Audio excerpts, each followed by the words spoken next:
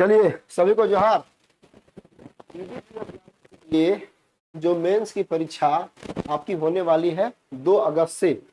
पहला डेट था आपका 19 जुलाई, नहीं हो पाया और अब डेट रखा गया आयोग के द्वारा 2 अगस्त।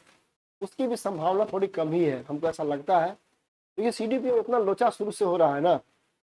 अभी सीडीपी का मेंस का फॉर्म भराएगा, फॉर्म भराने के बाद जारी होगा एडमिट कार्ड। इतना तेजी से काम हो रहा है तो हो सकता है ऐसी कुछ संभावनाएं दिखाई पड़ रही हैं कि शायद इसका एग्जाम कुछ दिन और बढ़ेगा। अगर एग्जाम नहीं बढ़ता है, एग्जाम 2 तारीख से ही होगा, तो सीडीपीओ के लिए आप जो जो भी लोग छुट्टी पास किए अपना काम करते रहिए।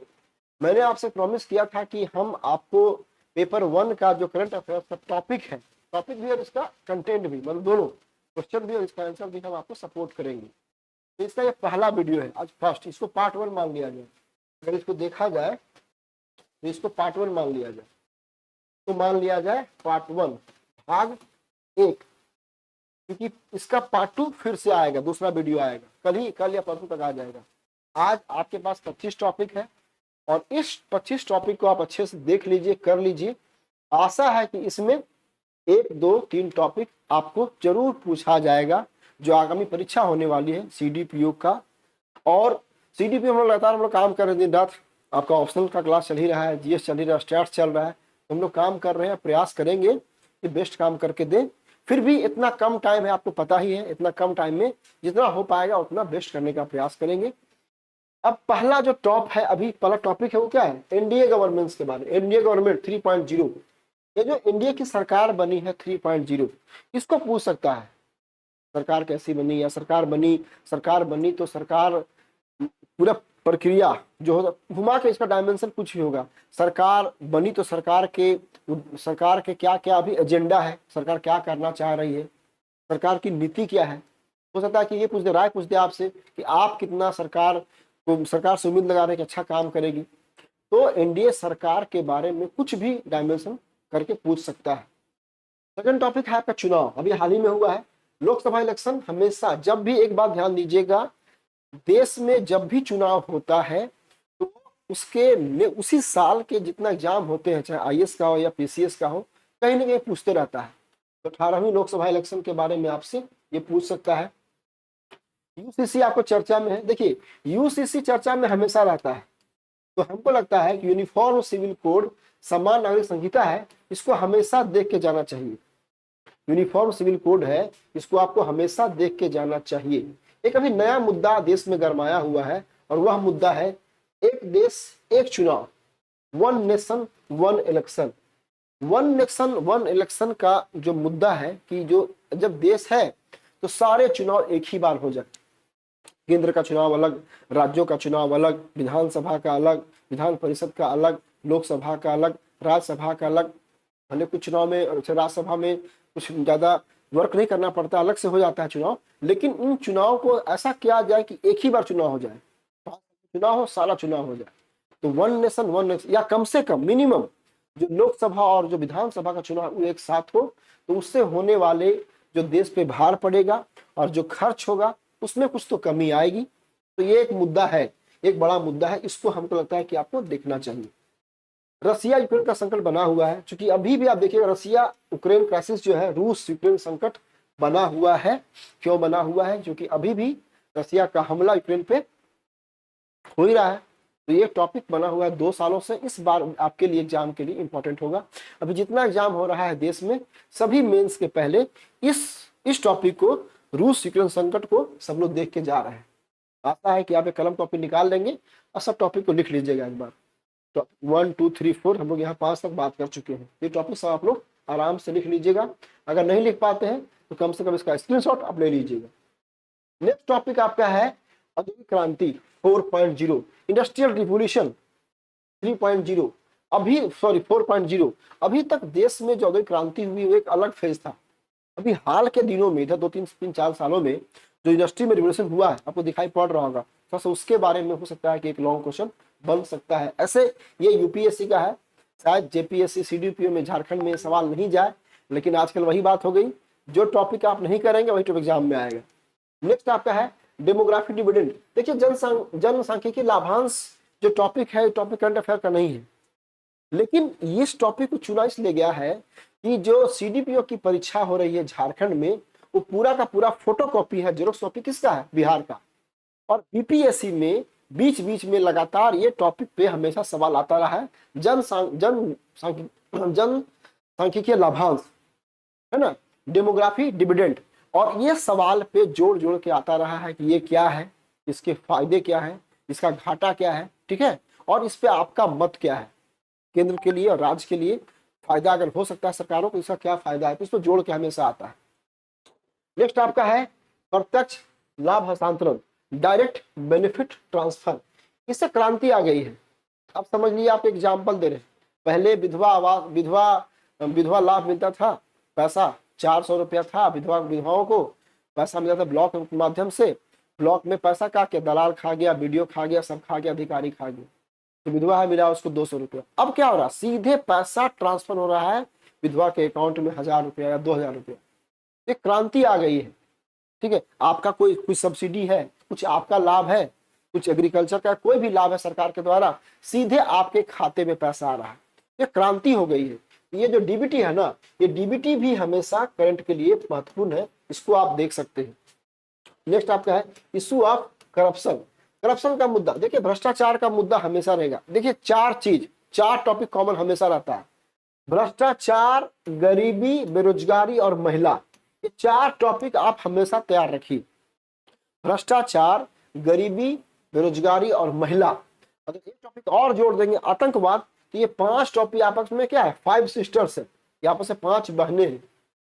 गरीबी, ठीक है ना, भ्रष्टाचार, बेरोजगारी, आतंकवाद और महिला कल्याण अथवा महिलाओं का एम्पावरमेंट, ये 5 टॉपिक हमेशा आता ही आता रहा है। ये हो गया। इसको देख लीजिए, सोशल मीडिया का प्रभाव अभी फिलहाल हाल के दिनों में खूब क्रेज हुआ है सोशल मीडिया का, तो सोशल मीडिया का प्रभाव खूब बढ़ा है।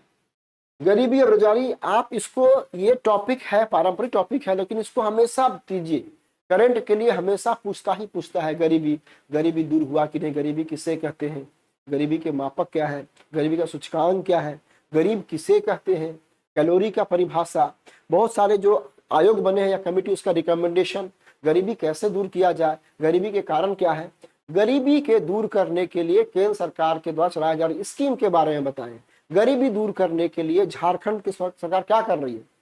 तो बहुत सवाल बनता है इसमें, हमेशा पूछेगा ही। तो गरीबी, बेरोजगारी बड़ा मुद्दा है, आपको देश से पता ही है, आपको बेरोजगारी पूरा सेंट्रल हो या स्टेट, झारखंड हर जगह बेरोजगारी छाया हुआ है। ये बेरोजगारी का मुद्दा भी है, तो गरीबी बेरोजगारी आप लोग करके जाइएगा ही जाइएगा। आशा है कि एक टॉपिक इससे, एक सवाल इससे बनेगा। नेक्स्ट आपका जो टॉपिक है, वो टॉपिक आपका है क्वाड शिखर। ये क्वाड्स जो बना है उसके बारे में, नैनो उर्वरक, अब तकनीक बहुत तेजी से आगे बढ़ रहा है, अब नया आ गया है नैनो फर्टिलाइजर, उसके बारे में देख लीजिएगा। वीडियो लंबा नहीं करेंगे तो काफी नहीं। भारत का 6G विजन, इसको देख लीजिएगा। कोविशील्ड का दुष्प्रभाव, वास्तव में जब कोविशील्ड दिया गया तो उसमें तो काफी अच्छा लगा, लेकिन बाद में इसके जब नेगेटिव इफेक्ट पड़ने लगे, और जब कोविशील्ड ने दावा किया कि हाँ ऐसा हो सकता है कि 1 लाख में कुछ व्यक्तियों को इसका नेगेटिव इफेक्ट दिखाई पड़ सकता है, तो कोविशील्ड का इफेक्ट जो है, दुष्प्रभाव दिखाई पड़ सकता है। मोदी सरकार जब बनी तो सबसे पहले, अगला जो टॉपिक नेक्स्ट आपका है वो है आपका, मोदी सरकार जब बनी तो भारत की रूस यात्रा हुआ। इंडिया जब रसिया गया तो आपत्ति हुआ किसका, यूक्रेन का, है ना, यूक्रेन का ऑब्जेक्शन, उस पे हो सकता है, क्योंकि ये भी हॉट मुद्दा है। और सबसे बड़ी बात है कि भारत जो है अपने विदेश नीति में सबसे बड़ा रहता है स्थान रसिया का, और मोदी जी वहां गए हैं और आपत्ति ने जताई है, किसने, यूक्रेन ने। तो हो सकता है कि इस मुद्दे पे भी आपको सवाल पूछ सकता है, इंडिया टूर, रसिया, यूक्रेन ऑब्जेक्शन, इसको भी आप लोग देख लीजिएगा। नेक्स्ट आपका है प्रधानमंत्री कृषि सम्मान निधि योजना। अभी क्या हुआ है कि इस स्कीम के तहत लोगों को पैसा रिलीज किया है, सबके पैसा अकाउंट में आया है। ये टॉपिक बहुत हार्ड टॉपिक है, इसको भी देख लीजिएगा। प्रधानमंत्री कृषि सम्मान निधि योजना। अगला है प्रधानमंत्री आवास। ये जो पीएम आवास स्कीम है, तो जादू कर दिया है। जितने भी गांव में गरीबों के पास घर थे, झोपड़ियां थी, सारे झोपड़ियों को तोड़ तोड़ के बनाया जा रहा है पक्के मकान। झारखंड सरकार का, इसी में अगर आप जोड़ सकते हैं थोड़ा सा देख लीजिए, अबुआ आवास। तो पीएम आवास और अबुआ आवास, ऐसा जो है पीएम आवास है ना, पीएम आवास स्कीम, पीएम आवास और अबुआ आवास, तो ये अबुआ आवास, तो ये टाइप का जो स्कीम है ये आपको पूछा जा सकता है जोड़ के, चूंकि पीएम आवास की सफलता पे गर्व किया जा रहा है।